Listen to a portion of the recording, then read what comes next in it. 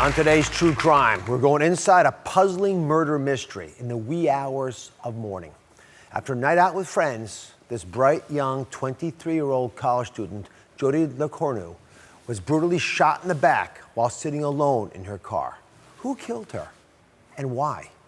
For over 2 decades, her twin sister, Jenny, has stopped at nothing to find justice for Jody, even placing large billboards all over Baltimore. Today we're asking, who killed Jody LeCornu? And can you help us solve her murder? Take a look. March 1st, 1996. Jody LeCornu, a 23-year-old college student at Townsend University in Maryland, enjoyed a few drinks with friends at her favorite tavern in Baltimore. She chatted with the bartender and at closing agreed to drive one of the tavern employees home. She stopped by an ATM and then bought a 6-pack of beer. Around 3:40 a.m., Jody parked her Honda Civic at an empty shopping center parking lot. She made 2 calls before a white BMW pulled up near her car. She interacted with a stocky African-American man through her open driver's side window. Before he left, he pulled out a gun and shot her in the back, shattering the car window, piercing her back, and injuring her spine. Jody was able to drive across the street with her murderer following close behind in his white BMW. As she lost consciousness from internal bleeding, her car rolled to a stop against the curb. Her killer approached the car and through the window put the car in park and removed her purse and an unknown item from the front seat. Then he drove away. She was found shortly after by an overnight delivery crew. Today we're asking, who could have killed Jody LeCornu and why? Joining me now is crime correspondent Melissa Moore. What kinds of tips or leads have investigators been able to receive? It's been 22, 23 years. Yeah, it's been 2 decades, and unfortunately, there's no new information. We just know that there was a white BMW that followed her, that was at the scene. We know that it was a stocky black male wearing camouflage, and we know that he took her purse, and that's all we know. But it's been 20 years with no new information. The fact that there's a standstill in the case like this drives all of us batty, which is part of the reason I wanted to address the show topic this year. So Baltimore County authorities allegedly obtained security footage of the incident. If they have the footage, Melissa, why wouldn't they release it to the public? Maybe someone watching right now would say, I know that person, I know what happened.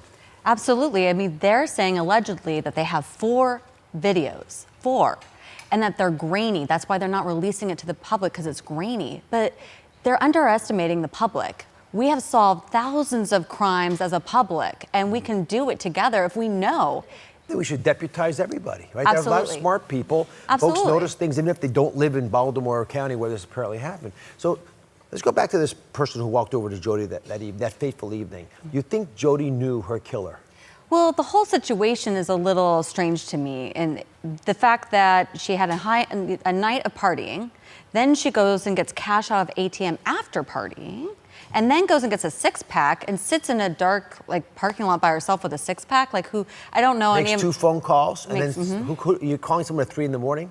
Yeah, you're obviously meeting up with somebody. And then what's surprising to me too is if I'm a single female sitting in a dark parking lot and a man approaches my car, I would lock the door and I would push on the gas and I would get it out of Dodge, you know. I would bolt. So the fact that what you would all do? Yeah. It's common sense. Like, if that's just how you feel, I mean, so I would just head out. So the family is searching. What information are they looking for? Well, they want transparency with the police department. They want those videos released. They want to see it. They want her records. And the police haven't released those records to her. 2 decades. So coming up next, Jody's twin is here. She has spent 23 years looking for her sister's killer. She's going to speak out on who she thinks the killer could be. Don't go away. There's no bond stronger than that of twins, in life and even in death. Jody LeCornu was a 23-year-old college student when she was viciously gunned down in her car early one morning. Her case has gone cold after 23 years. But her identical twin sister, born just 2 minutes apart, is not giving up and has dedicated her life to finding Jody's killer. Jenny joins us now to talk about something that I know is very painful to you. When you look in the mirror, you see your sister. What was she like? What do you miss the most about her? Well, we were inseparable. We were known as the twins. Always had the same room, same classes, same friends, and it's having your best friend around all the time. And she was the strong one, I was very shy. They call me Jenny the Wimp. And yeah, I was very... You're not a wimp now. Not anymore, no. I've sort of like taken on her personality almost. So twins are often known to have premonitions about each other. My mother's a twin. Oh. And I'm wondering if you recognized, felt, sensed something was wrong the night you lost your sister, the night she was murdered. Not the night. It was the Saturday morning. It was my parents' wedding anniversary. So I tried to call, we call every day, and I tried to call her that Saturday morning, and she didn't answer. So I got a sort of a bad feeling, but nothing for what I was about to hear. It's been years of that same frustration that she's been murdered, but compounded with the fact that you don't know why or who. How frustrating has that been for you? Horribly frustrating. It's been incredible. It's taken a toll on my health, my family. It has brought me to the depths of, horrible depression and anxiety and not wanting to live. I mean, I couldn't deal with her death for the longest time. I mean, I just was numb, like just living my life, and I still do. Like, I feel like I'm in life, but I'm not living it. I'm like, my twin sister was murdered when I was 23. Part of me died that day, and I'm not only like grieving, but I'm trying to figure out what happened to her. And it's been hell, they're not making it easy. They're not being transparent. I think you're on the cusp of something that's changing dramatically in America, which is our belief that each of us as citizens, there's the power of one. Each of us could solve this. We've had countless people on this show who have made a gargantuan difference solving crimes, cold cases especially, which is why your story was so important for me. I want everyone to understand that it's not happening everywhere yet, but we got to change that culture. Right, right. So you must, after all the homework that you've done, and here's the thing, every time we see it not working, we got to address it. Who do you think murdered your sister 23 years ago? Well, they have several suspects. And there's a person that I'm leaning towards.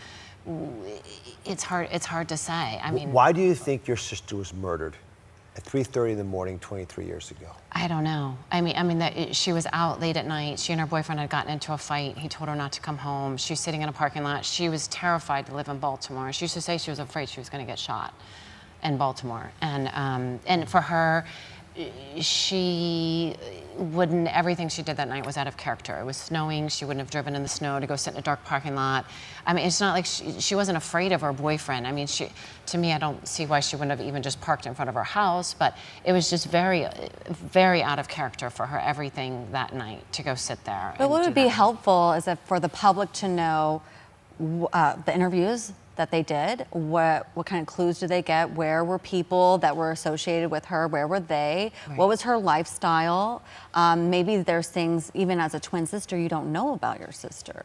Like, I'm not accusing her of anything, but like. Oh, no. I mean, she struggled. I mean, she had struggled, when she was younger and with drinking. And so, I mean, that was something, that she was battling. She had her, You could be an alcoholic and not get shot to death in a parking lot. Correct. So, but it's nice to have. Yes, and she. Again, we have to recruit every possible clue, and the family's often able to shed light on this. So I think we tried. I actually, when I first heard your story, I didn't really fully believe it. I said, maybe you're not approaching it the right way. Maybe they got defensive. So we tried. Our show tried. We reached out to the Baltimore County Police Department to get answers for Jenny. They did not get back to us in time with this taping. And this was, I got to say, the hardest case we've ever had to get information on. Our requests for even the most basic, simple details were denied.